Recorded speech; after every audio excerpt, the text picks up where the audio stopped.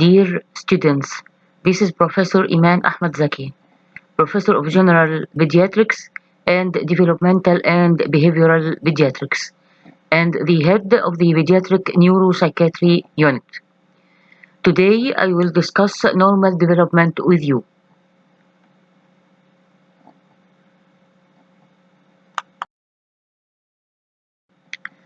I would like to declare no conflict of interest.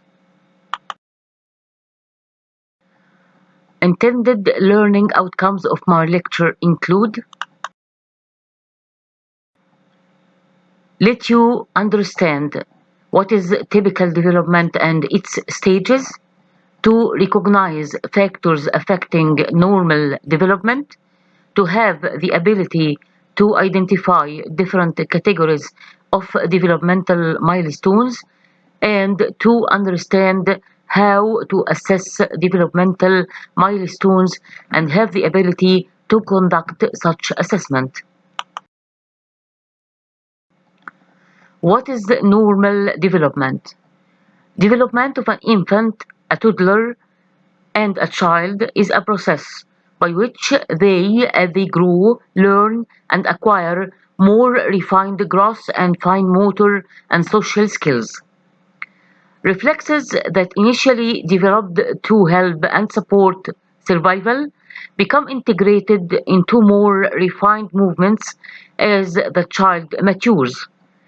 Children tend to acquire such skills in an orderly pattern and within certain age ranges, the so-called typical or normal development, which is used to monitor their developmental progress.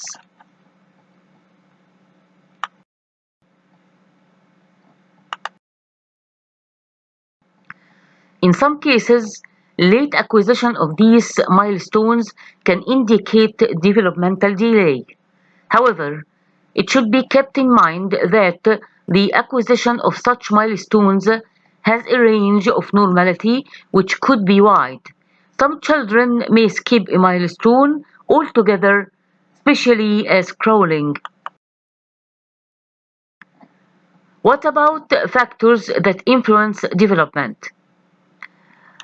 Development is a process which is multifactorial in nature, in which both genetic and environmental factors interact to result in a special pattern of developmental profile.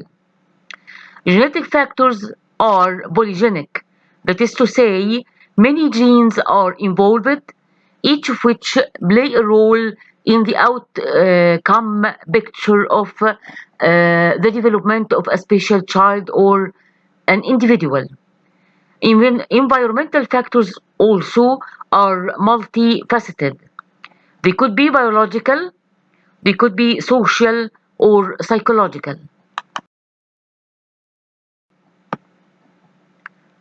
What about the causes of developmental delay?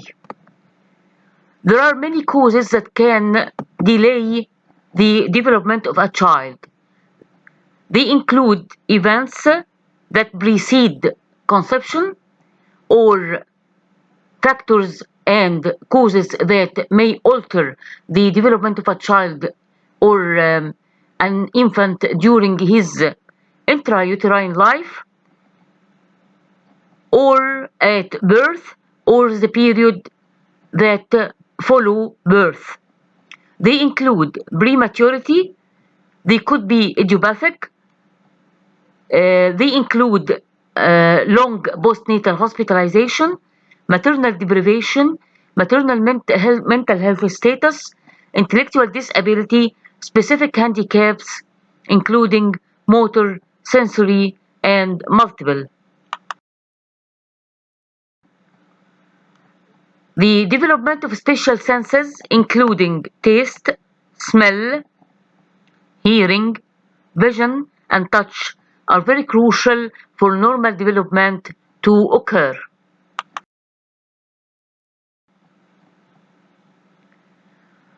The attachment of the infant or toddler to his primary caregiver, which is usually the mother, will determine the security of the child in his future life.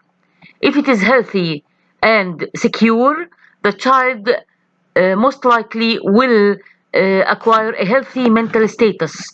If it is the reverse will occur as well.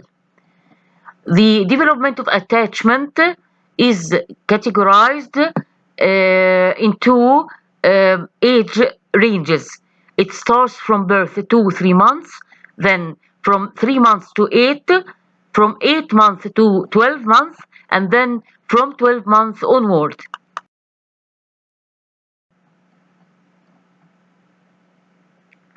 During the period from birth to 3 months, the baby recognizes his mother's voice and smell, responds to humans in general, and can signal his emotional status to adults in the form of crying and smiling. The caregiver, which is usually the mother, her actions will set and maintain the context for the development of the attachment and the attachment bond. The baby initiates interaction with the attachment figure during the period of from 3 months to 8 months. He learns to differentiate between important adults. He continues to accumulate and internalize interactive experiences with the attachment figure. During the period from 8 months to 1 year, the baby moves differentially to the attachment figure for comfort when he feels distressed. He will become able to explore using the attachment figure for security. He clings to the attachment figure when he is distressed. He cannot be comforted by an unfamiliar adult. From 1 year onward, the type of attachment depends on the sum of caregiving experiences from birth. Caregiving varies according to the sensitivity of the parent.